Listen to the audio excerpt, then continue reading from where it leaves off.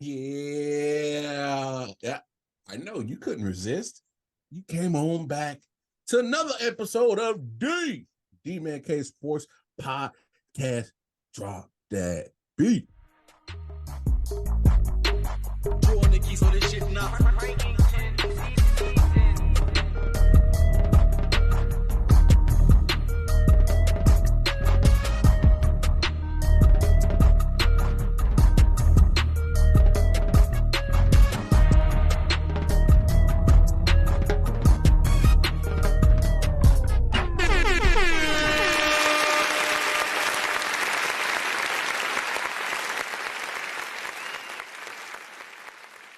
Yeah, you know what it is. It's your boy Wildcard Mar. I'm in the driver's seat today. Hey, thank you. Thank you for joining us for another sports ride with the fellas at 613 Faye Productions, D-Man K Sports Podcast. Of course, we got the one and only G Money in the building, man. How was your week, bro? Week was good. We're doing big things over here, man. Having great weeks.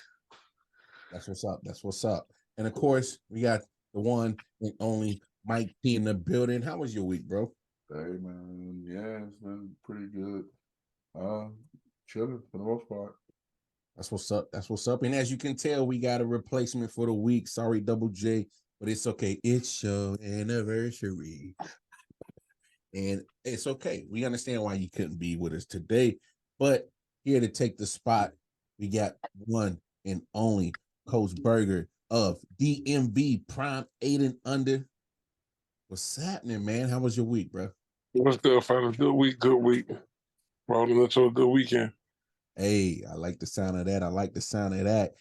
So real quick, Coach, go ahead and give us the full, bio of yourself and your team so that everybody can find a way to support you, man. Go ahead. I'm the football commissioner and 8-year head coach for DMV Prime Sports Academy. You can locate us on all the platforms at DMV Prime. We're a new organization. I think 3 years, our third year in operation. We host all the age groups from 4 to 13. Pretty successful organization, still coming from the ground up. We located out at Upper Marlboro, Maryland. Okay. So I'm gonna ask you this, Coach. What's the highest age group that you coach personally? The highest I've gone so far is, the coach like games and stuff is 10. I've worked with, trained, and I've been on the sideline with all the age groups, all up from 4 to 13, working with assistant coaches. It's a family thing inside the org. So even though you coach one team, you really coach whenever you needed it. True. How'd you get into coaching? Literally, in all honesty, my son was about 18 months old, and I called my man and said, "When can he start football?" He was like, "Not at 18 months." Just come to literally, this is how I went. He was like, my man Coop was like, "Just come to the field." And I rapped to you about football, and I went up to the field, and he was like, "Hey, set these cones up for me." So I set some cones up, and then he's like, hey, blow the whistle for these kids real quick while I go talk to these parents. Hour and a half later, I was like, "What's up with, who called your defense?" And that's how I started. Oh, word. Okay. Just showing up at the park, man. That's what's up. Yeah. So you've always coached defense ever since then? Nah. So I first started coaching football, I coached defense. Okay. And then when I became a head coach, I started coaching offense. Okay. Which one you like better? Defense way less stressful. Offense is stressful, man. All 11 pieces gotta do exactly the right thing. Defense, the guys on the backside of the play could trip and fall, and it don't make no difference. But offense, everybody's got to work together in tandem. It's tough. It's tough to teach it, and it's tough to execute it. Yeah, I hear you on that. A person that loves offense, man. The QB in the building. G, jump in here, man. Hey. Well, first off, you said you the commissioner of the league, right? Yeah. How many teams are in that league? Well, in our organization, I'm the commissioner for the organization. Okay, for your organization. Yeah. Okay. That's It's 10. We got 10 teams. 10 teams, man. So all the coaches that you did you know them personally, or did you bring them in, or how did that work? So a lot of so when we started off in the end of 2020, you might as well say 2021. It was me and Coop. Coop coached the 4 and 5-year-olds, and I had a 6-year-old team. Okay. And then later we brought on Coach Vinny. He had a 7-year-old team. Coop and Vinny have known each other for a long time. Mike knows Vinny. And I know Vinny from the music community. Then we brought in some other coaches, Coach Dion, a few guys that coached with us in the organization we were with before we had DMV Prime. The first 2 years, every head coach was either like a childhood friend or somebody that coached with somebody or somebody that worked. There was no real new faces. This year we had to expand. We got so many people, but a lot of our coaches are just coaches that transition from other teams, other age groups. The 4-year-old coach last year is now the 5-year-old coach. Right. One of the parents stepped up. You know what I'm saying? Coaches for so forth and so on. And we kind of got that across the board. That's dope. That's dope. Yeah, I like that. So you pretty much got now all the coaches pretty much volunteering jobs. Just volunteering. Yeah, coaching, youth coaching, unless you're in a rich neighborhood or a rich sport, is a volunteer job. Yeah. Facts. Yeah. Well, because it's just that way. Yeah, I wanted to clarify that because I wanted to understand how much passion do you got to have to do this to volunteer your time and stuff like that. And I don't think, in all honesty, I don't think youth football coaching, at the core of it, of course, there's money in here, but at the core of it is your love and devotion for the kids through this sport. It just so happens to be football. It could be baseball. yeah. It could be basketball. It could be whatever it is. Whatever the catalyst is different, but that's the main thing. I get my time, my effort. This is my hobby. That's what I do when I get home. That's what I'm sneaking to do at work. Giving back to the kids and coaching the sport. Hey, amen to that, man. Amen to that, man. Sport, hey, I preach it all the time. Sports is a life lesson on so many different fronts and everything. You can learn everything you need in life through sports, I feel like. And if you got a coach like Coach Berger and you got good coaches to get you and teach you those lessons, it just makes a difference beyond words, really. So props to you and all the coaches with DMV Prime, definitely. Yeah, shout out to the coaches, shout out to the parents, and the team administrators, the org secretary, the people that keep everything glued together. It's not just the coaches on the field. Them admins is working, collecting them IDs, getting people paperwork together, counting how many times the other kids on the other team went in the game, making sure they got juice, making sure they got snacks. I mean, it ain't just what you see in between the lines and the referees and the helmets. Yeah, there's so many moving pieces. So your organization is DMV Prime. Who are the people that you would play against? What are some teams that you play against in the area? Do y'all travel to places to play tournaments? So in the fall is we play in the league called the DMVAC. There's Watkins Hornets, Maryland Heat, Maryland Elite, Secret Society Panthers from Baltimore. I think last year they had Ward 7, Blue Bulls. It's a bunch of different teams. We play crossover games as well. Like my team plays Playmakers Elite PME from Virginia this weekend. So forth and so on. Like the fall season, it's changed so much. How back in the day it used to be, the teams in your county play the teams in your county. And then when y'all finish, y'all play the county over. And then when y'all finish, then y'all play the 2 counties over, then you're done.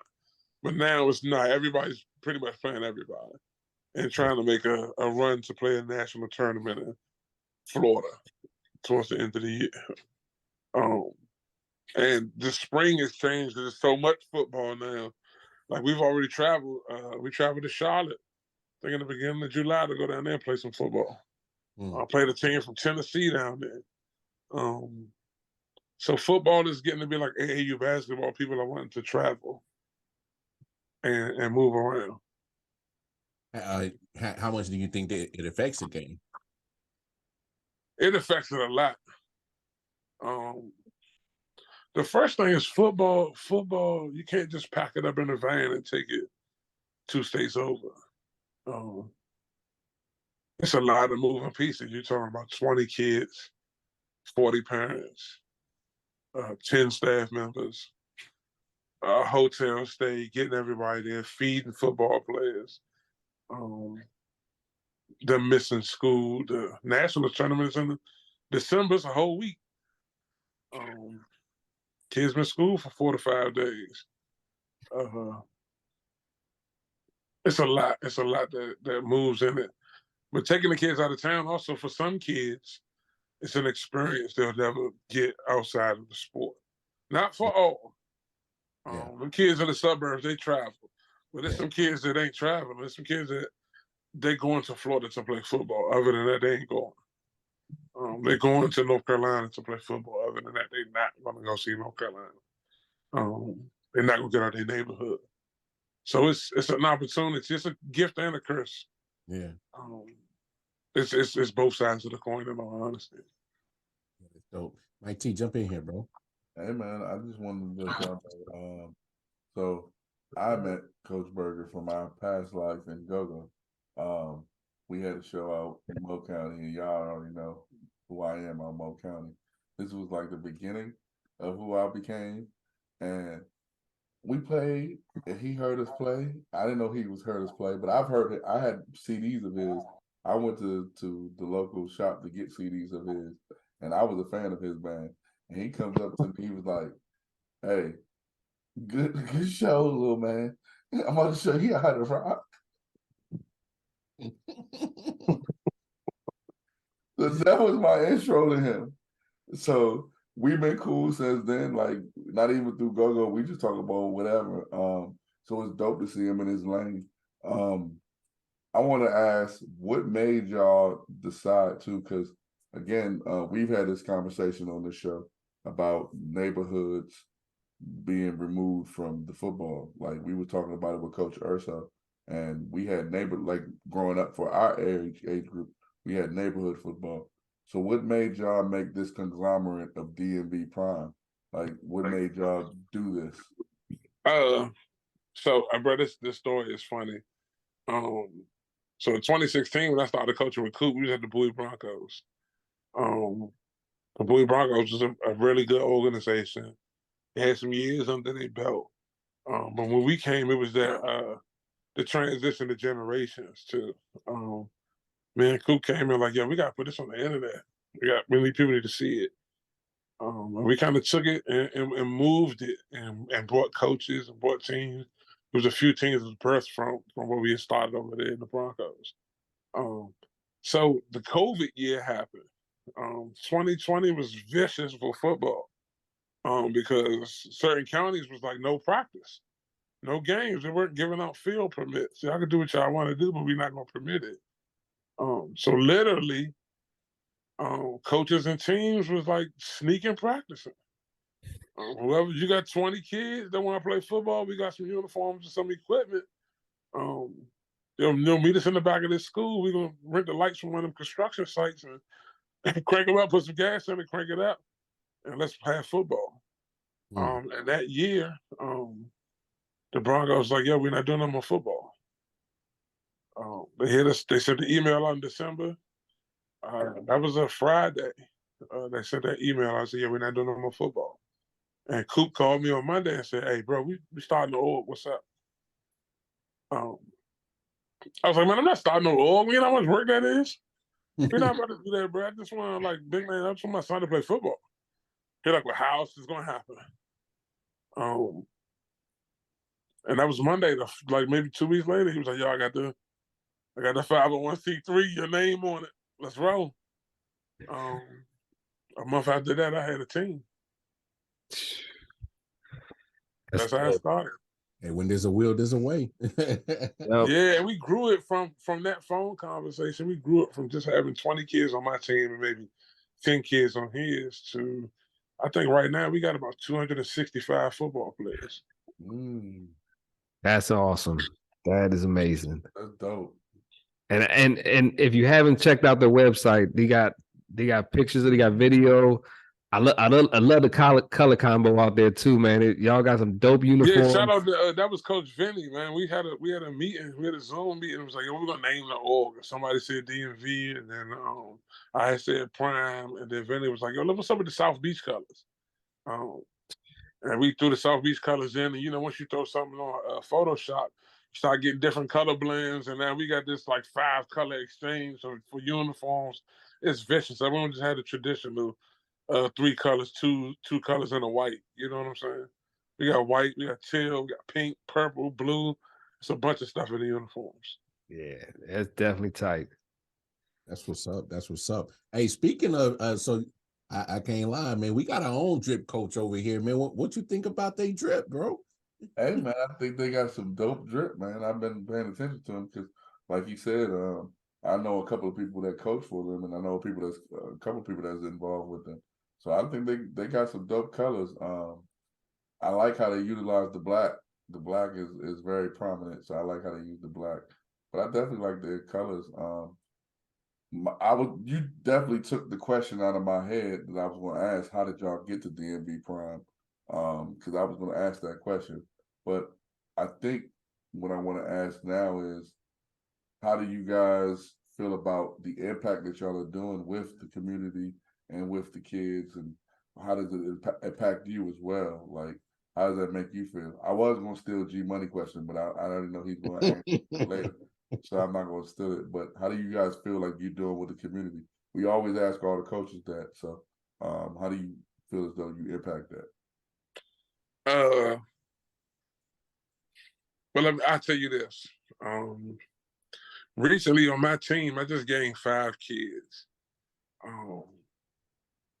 And I won't disclose where they came from, but I just gained 5 kids, and I gained these 5 kids because when they first had transitioned to this team they went to, there was a shooting at the field. Somebody died at the football field. And when the parents came here, the one thing I could reassure them was that they were safe.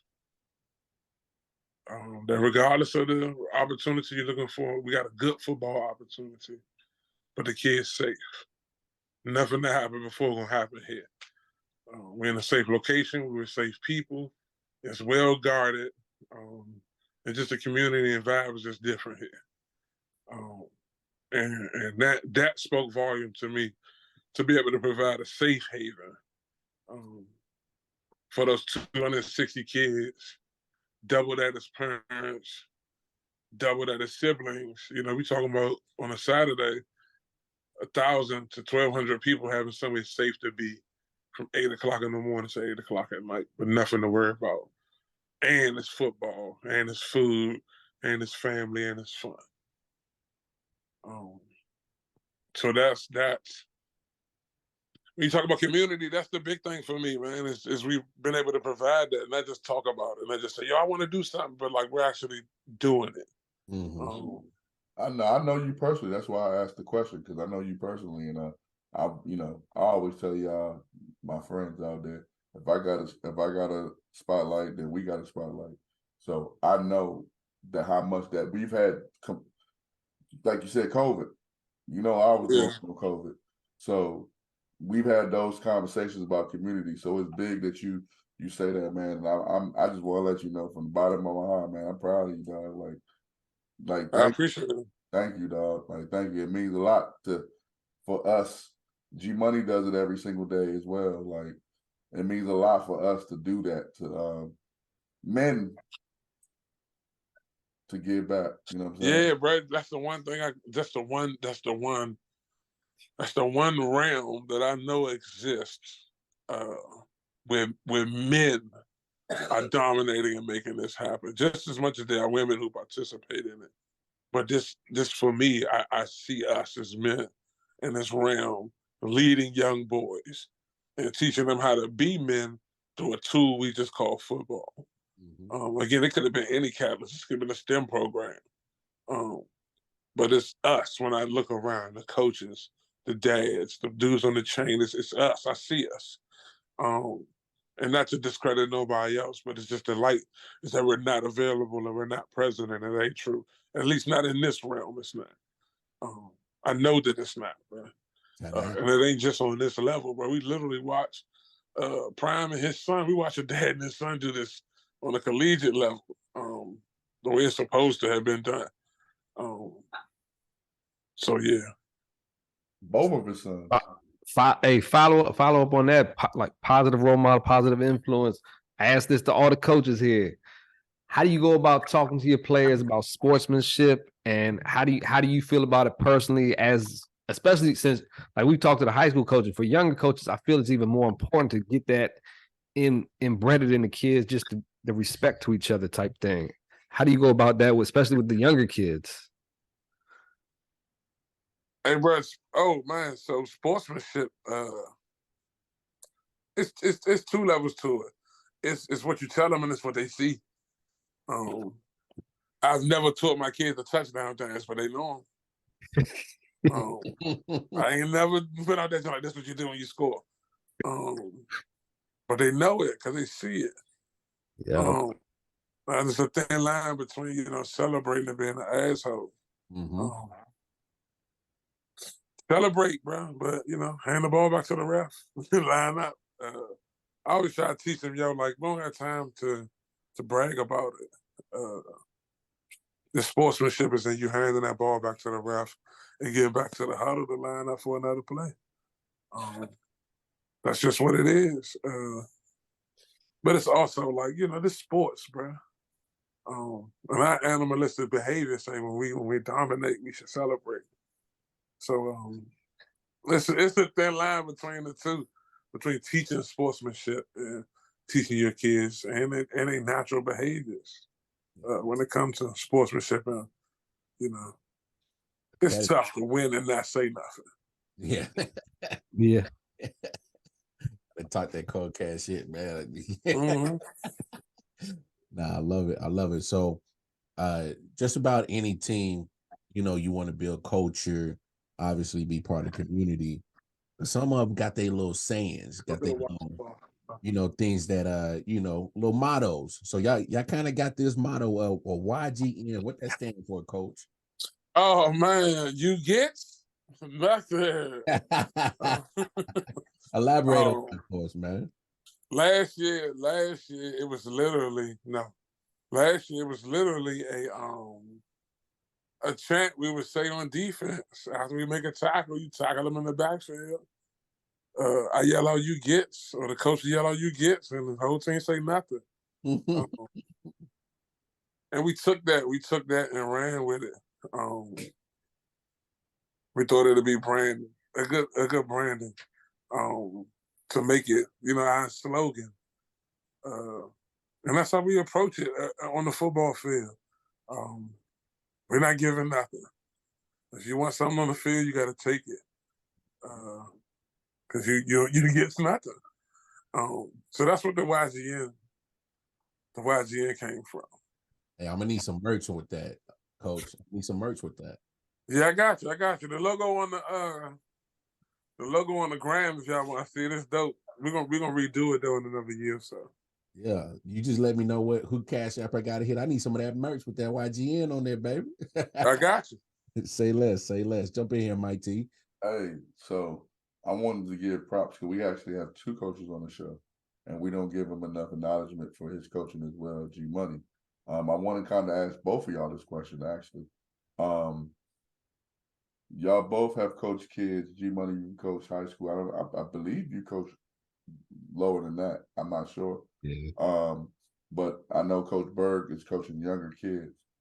What is to be selfish for a second, what is the self-fulfillment you guys get from coaching? And y'all can, whatever, one is going to go first. You go first, Coach. Okay, I go. Yeah, you the guest here. It's always been the same for me, bro. To watch someone execute something that I've taught them from nothing. It's been the same since music, bro. No matter what it was I was teaching, to watch somebody do something that you taught them how to execute. And then to watch them do it, you know what I'm saying, to perfection on the left. That's the watching, you know, as a dad, watching my son on the field execute the drills in his actual play. Watching my kids execute the drills and the things we've taught them in play. Watching them become victorious with the things that we've taught them how to do. And these are younger kids who come to us and don't know nothing about football. Just recently, we gave our Rookie of the Year his little Rookie of the Spring Award. And I said, man, this kid came to us. He didn't know how to do a 3-point stance. And he's on the defensive line tearing shit up by the end of the spring. That's what coaches have done that. His parents ain't do it, his dad ain't do it, mom ain't do it. We did it. That's what I'd say. That's the best part, Mike, is, you know, it's the same thing in music, bro. Teaching somebody a chord and then listening to them play that same chord. I ain't gonna hold you. That is like, in my music career, I've had songs that I've hummed to myself, and I'm like, dog, if we hit this, and then I go to my band and be like, hey, yo, and then they do it. Yeah, I know what you're saying. Yeah, it's a magical thing to watch a kid learn something that you teach them, and then to watch them execute it. Especially now at 8, when we not on the field with them no more. They're out there by themselves running plays, bro. And these 8-year-old kids that understand outright tight 34 lead on 2. Right. An 8-year-old kid that, you know what I'm saying? That's dope. That understand these play calls: twins left, fake jet, slot Z, freeze. If they blitz, switch to Vic, QB sneak on 1. And they're like, all right. Damn, I taught him that. You know what I'm saying? I taught him the foreign language of football, bro. That's dope to me. Yeah. Hell yeah. Yeah, I piggyback on everything Coach Berg said. Just for the love, showing them the love of the game, to appreciate the game, the love of sports, pretty much. Because I would be nowhere near who I am today without sports in my life. I've made endless friendships throughout my life because of sports, pretty much. And it's just it's a world language. No matter where you're from, what you do, sports is the difference between everybody, pretty much, on the field, on the court, wherever. So seeing that in the kids, getting to know each other throughout, making friends throughout that. But like Coach said, when you teach a kid that never learned a sport, never played this sport, like basketball, I'm teaching these little kids that they can hardly reach the basket, but I'm feeding them the ball, I'm showing them what to do. And at 100 times they put the ball in the court, we're going buck wild. Like, they're going buck wild, their parents going buck wild. It's the happiest thing they ever seen. It's just the joy and excitement from them, knowing that they did this and they worked at it. Like, it's not just given to them, they got to work for it. And when they understand that too, it just helps them in all angles of life, pretty much, if they just take it throughout their life. Go ahead, Mike. Hey, no, I wanted to say to G point, and again, this might be a Kumbaya show, but I met G through sports. Let me tell you how I met G real quick. G was out there playing, like, outside on the court with us, like outdoors in the court. He played inside the gym, but I wasn't ever that good to be like, well, I might have been, but I undersold myself. I was the fun police. Y'all remember the fun police? I was the point. I used to throw oops. That's it. That's all I like to do.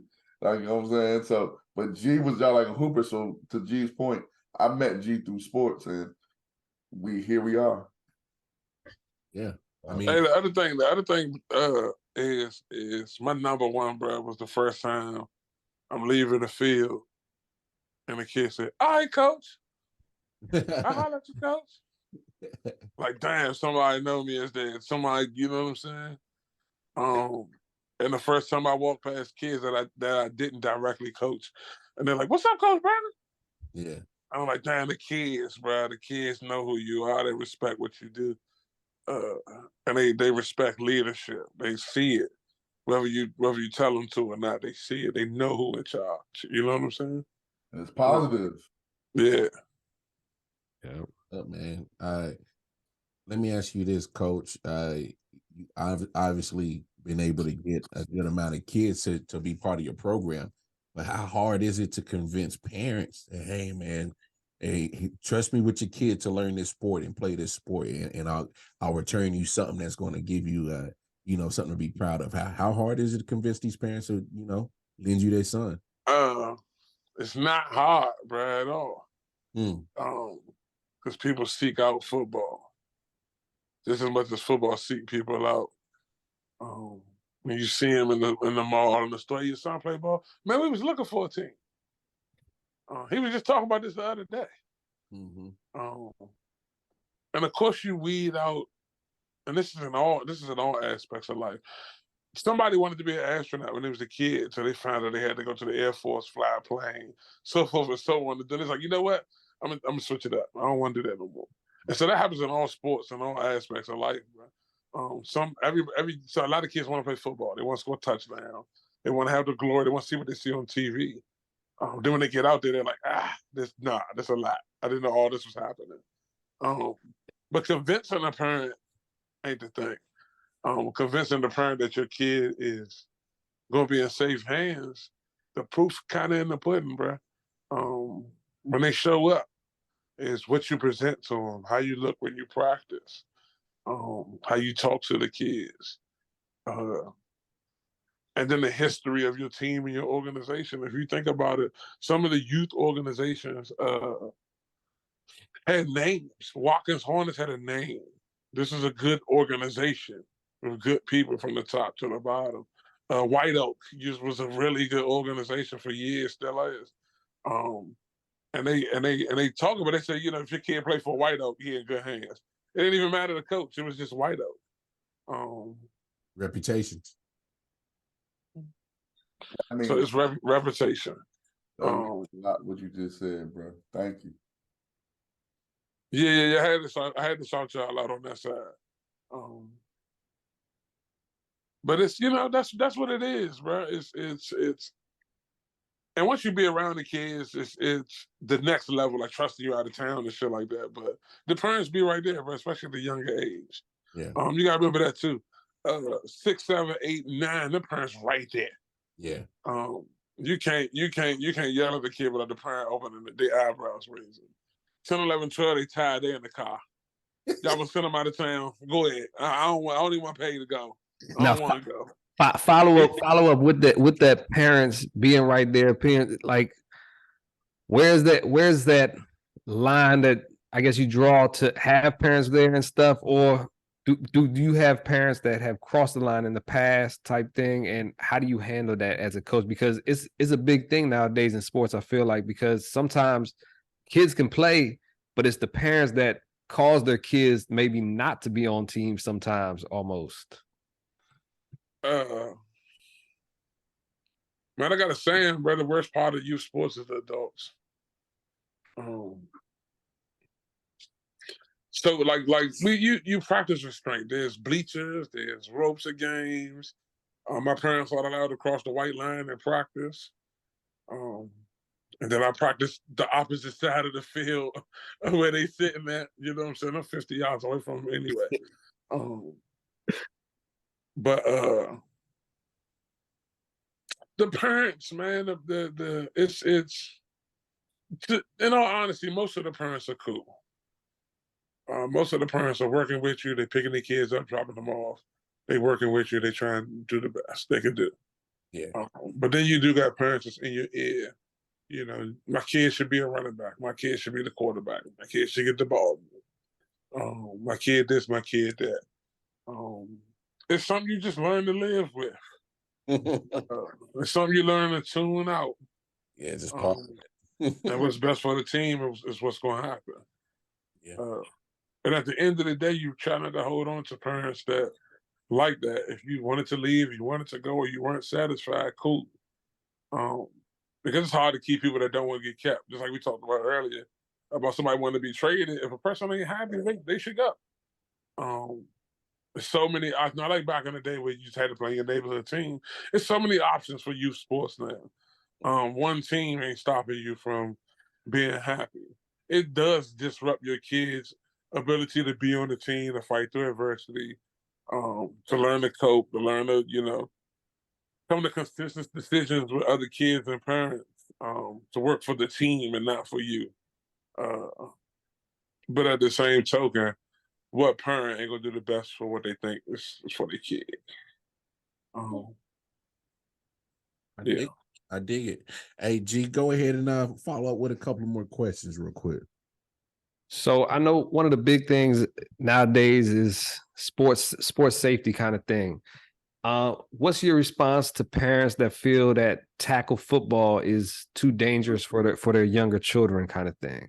What's your response, and how do you convince those parents that, hey, it's what we're doing?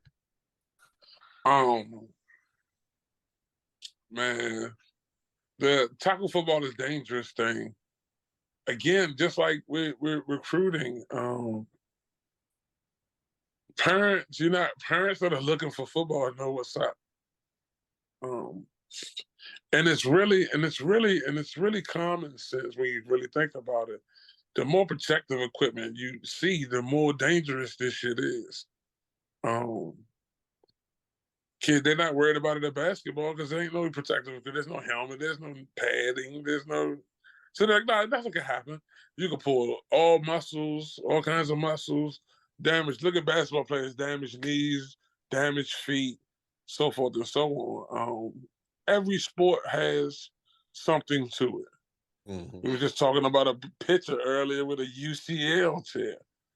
That's a baseball injury. All the sports got some kind of danger, something to them.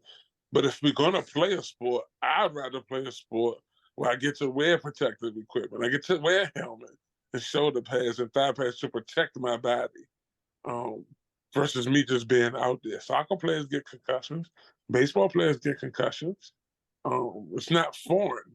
It's just we don't think about how scary it is because they don't have no equipment to protect them from it. You know what I'm saying? That's fair. Nobody, when we look at rugby, we're like, man, they're gonna get hurt. We're just like, rugby is rugby. Let them start putting on some helmets. You're like, somebody must have got hurt before. And so when it comes to the parents, man, I'm like, yo, the kid has an opportunity to play football and they could get hurt. They get hurt playing on the playground. They get hurt playing any sport. Injuries are gonna happen. We have so many coaching protocols and training that stop us from having these scary injuries that you're talking about. And most of the time when kids get hurt on the youth football field, they've either done something that the coach hasn't instructed them to do or they're just standing still. I've never seen kids really in motion really get hurt seriously. I'm not saying it doesn't happen, because it does in all sports, but I rarely see it. In my years of coaching, I haven't seen it. Okay. I got another question. Obviously, youth sports, all the uniforms and everything, it costs money. I see you have a fundraiser on your website for your team. Tell us, all the listeners, how, and people that's listening, what can they do to help you and your organization get this money for them, and where can they donate that stuff? It's DMV Prime on every platform. Teams do team fundraisers to support the team, and orgs do org fundraisers to support all the teams. Like you said, the team may want to buy. It's so different. Like I said, the generation has changed. It's so different. Y'all remember when we were kids and you played for the local Boys and Girls Club? They went in the closet, they went in the shed and grabbed your jersey out the shed. Just happy to get a jersey. Yep, you wore that jersey all year. You was happy to get the jersey. You was pressed. You didn't even care about what number it was. You just wanted to have one of the jerseys. And so it's changed now where every team in the org got a separate uniform. Everybody's got Coach Drip right there, he know. My 8-year-old team white uniform different from my 6-year-old team's white uniform. And so everything costs, and the kids want it. The kids have earned it and deserve it. So when any team put out that double good fundraiser, donate $1, whatever fundraisers teams are running, support them. Cash App, if you can't find one, just send them $5. You can send it to YGN football if you don't know where to send it. You can send it to DMV Prime. But whenever you see the orgs reaching out, that money going to the kids, I promise it is. Because if we could pay the coaches, we gladly would, but we can't because everything costs, and inflation is real. Inflation is real, bro. When we started our org, we were purchasing Shook helmets at $135 a piece. They're now $200 a piece for the same exact helmet. No pieces have changed. There's no upgrade. Wow. And we used to be able to get, at $135, we used to be able to get 20 at a time. Now we're down to 200 at a time, 200 a helmet, and we can maybe get 5 helmets, 6 helmets at a time. And we drive to Aberdeen, Maryland from Upper Marlboro to pick them up. We can't even have them shipped. Because we can't afford shipping. It's cheaper to take the 2.5 hour round trip. So it's real. Sometimes that donation money goes to the gas tank of the man that's driving. That's a lot of sacrificing, bro. Yeah, it's a lot of sacrifice. Yeah, bro. Like we literally be sitting here saying, yo, who's gonna run up the road to go get the helmets today? We're sending you $20 for gas to go up there. Not with stipend, take out your stipend now. We will shoot you $20 on Cash App. You know what I'm saying? Can you please hook us up and go get the stuff? That's what all of the coaches are doing. Unless you see it in the organization that's deep in their pockets and deep in the community. If you knew, you grinded. Yeah. Like any other grind. I hear that. Well, let's end this joint on a nice note. Mike T, man. Let's end this great interview with a dope question from the coach Drip himself. Hey, listen, Ma, this is how connected we are. You know I do the Hollywood rant, and all Man Cave Sports mini shows are coming back on Monday soon. So y'all be looking out for that. However, I'm adding a new segment, brother. Coach Drip. Drip. So I need some theme music. Drip section. All right. Yes. I'm the drip coach. The drippiest of the drippest. That's what they call me, man. Listen, I know how to get you youngins right, man. So what I want to ask you, Berg, y'all got some great colors, bro. A lot of the team duplicated, and I know I see y'all do it differently. Between all the teams, well, you can focus on one, but between all the teams, how many uniform combinations do y'all have, and how can I become a mannequin for you guys? Oh man, I would love to see Mike get put in a youth large jersey. I'm trying to tell you, listen. Hey Mike, so real talk. I don't Y'all even got think some dog I shows, don't even do the math, bro. But I mean, you could do the math. It's 10 teams. Okay. Each team has one matching uniform. Okay. They're all across the board. So that's Okay. one set. And then each team has like maybe 2 or 3 individual uniforms. Okay. So all together, it's like 30 sets of uniforms across the board. Okay. Can I get on the consultant team of the uniform combinations? I got you. Bet. That's all I need to know. Hey, We accept all mock-ups. We accept all mock-ups. My team need a black mock-up. Let me know, man. Listen. I just let you know just now. Blair It's put on the internet forever, Mike. Huh? It's on the internet forever. You've been let known. Hey, G, I'm just trying to make my OGs proud. Listen, I promise you, I will let y'all youth of the world of America. The drip coach is here. I'll be the drip king soon, but the drip coach is here. If you need your drip, let me know. I said all white for Blair. What did the young man do? Hey, Mar, what did he do? Hey, Coach Mike T, Coach Trip. He was winning the 5-5, winning the double. I said, Coach Nassau, y'all never wore the black jerseys with the white pants, right? He said, I just, while we're recording, shout out to my Blair coaching staff, shout out to Coach Urso. I got the Blair media pictures.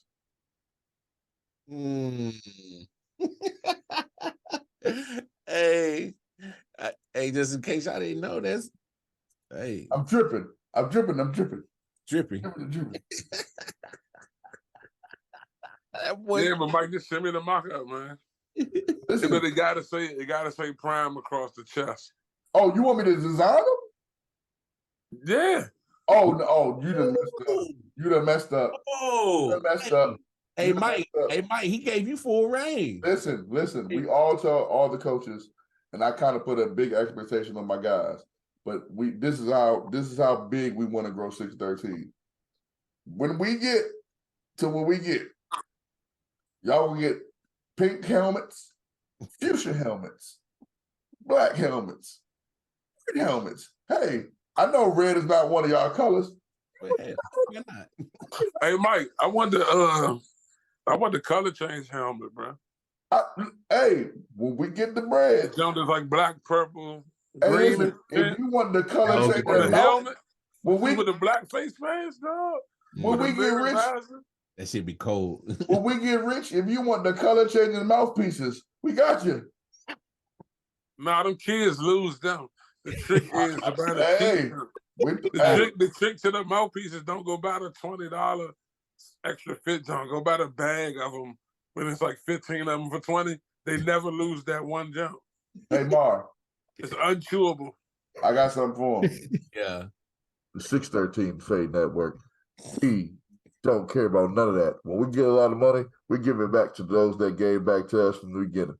So, when we get to the point where we gonna get, y'all gonna get turquoise helmets, gold helmets. Yeah. You want, hey man, you want some yellow helmets? Turn this down. I don't know if y'all ever seen this org. It's an org in California called the OG Ducks. Listen, we already told Blair. Bro, look them up. Google the OG Ducks. These kids are like 8, 9 years old had chrome helmets. Hey, y'all want black chrome, white chrome? They was flying across the country whooping everybody's ass. Look a fly. Mm-hmm. That's our plan, bro. We want to get back to the youth. You know, we see what G Money inspires us, bro. He do it every single day. So, and now we have you on here. We're starting to do the youth coaches. So we're very inspired by you guys. So we really mean that. This ain't no joke. When we get to what we gonna get, all of you little shorties out here in the world, we want to get back to. So yeah, we're glad to take an annual sponsorship, man. Mm-hmm. No matter what the number is, whatever it is, it helps. Yeah. I'm about to start getting on them jerseys tomorrow. You're gonna be like, damn, he did it already. Trust me. I got one of my designs on right now. Look, if you give us a fly design, we're wearing for homecoming, I can promise you. Oh, Jae Jones, you in the club? Homecoming at home. DMV Prime homecoming October 7th. Clip. That's clipped. Hey, we're gonna be at one of them games. I'm gonna be not gonna say a number how many games. I'm not gonna say a number. Nah, listen, this real talk. The only homecoming I've ever been to better than the DMV Prime jumps be like HBCU college homecoming. Other than that, just the youth event. Hey Mike, when I say each team do like personal team menus, and I ain't talking about like no pizza and fries. Come on, you know what I'm saying? They got the full food layout, oxtails and rice and curry chicken, and they're like, you name it, bro. They got tent contests, DJs out there, fireworks. Homecoming for DMV Prime is an event, bro. That's awesome. On everything I love, the first time we had it, PG County Police had to fly the helicopters over to figure out what was going on at the park. Police put them like, what y'all doing? We got permits and everything's good. You know what I'm saying? That's dope, man. And y'all put that together too. That was our first homecoming, bro. Our first one. Hey, Y'all play anywhere near us this year? Probably not. You live far. I mean, like Silver Spring, anywhere near there? Maybe, bruh. I doubt it though. Maybe we might go to Baltimore. That's not close either. So. Hell no, I'm not. Okay, no, I'm not gonna say that. For you, Yeah, people don't really be trying to go up 270, bro. No, I'm no, not no, saying no, no, no, no, no, no no. offense. It's not a lot of bump up 270. Listen, there's a difference. There's one side for me for you, and there's another Yeah. side for the shorties. So that's two things that come together. For y'all, I'm probably would go to Baltimore. Yeah. I'm pretty sure I would, but just let me. I need y'all schedule. So I'm not gonna lie. If you're a single man, youth football games might be where you need to be at. Shut up, man. I'm not going to.